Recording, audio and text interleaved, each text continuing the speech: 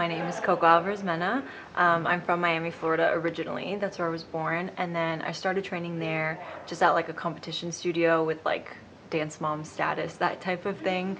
I always loved ballet, but I never really focused on it. And then when I was 14, I decided to take ballet more seriously, and I went to the Herod Conservatory in Boca Raton, Florida. It was a boarding school. I was there for 4 years. I had a great time. It was perfect for me. And then after that, I was kind of deciding if I wanted to do college or the professional route, and I went to college. I got my degree at the University of Southern California. It was the first class of their dance program, so it took a risk, but I loved it. And while I was there, I think that was the moment of my training that I had the biggest challenge, because I've always dealt with the struggles of turnout and feet and legs and everything that dancers think about on a daily basis, but I realized that I was struggling mentally more than I ever realized, and that was affecting the physical aspect of my dancing.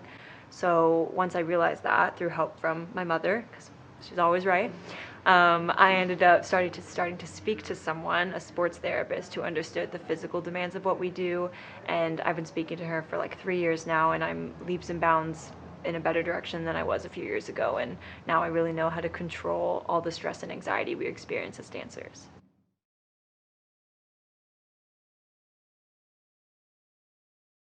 I always admire dancers when I'm watching them and you can't help but move with them. You can't help but like feel what they're feeling. When you have that feeling that the dancer makes you want to move with them. So that's what I want people to have when I'm dancing. I obviously have huge appreciation for technique and pirouettes and legs and feet, and I always strive for that, of course, but I want people to remember me more for the way I dance and the like emotions that I evoked, rather than, oh my gosh, did you see that pirouette?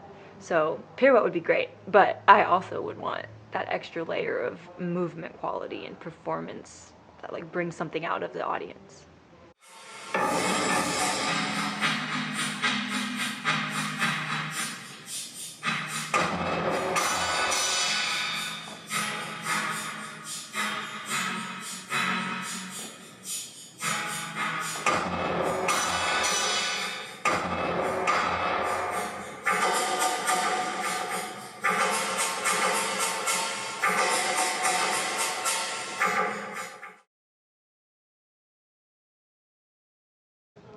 I think something that I discovered while I was in school and I was surrounded by business majors and economics and science and people who didn't know anything about dance at all and would come to me asking about it, and only thought of it as like in a ballet studio rehearsing.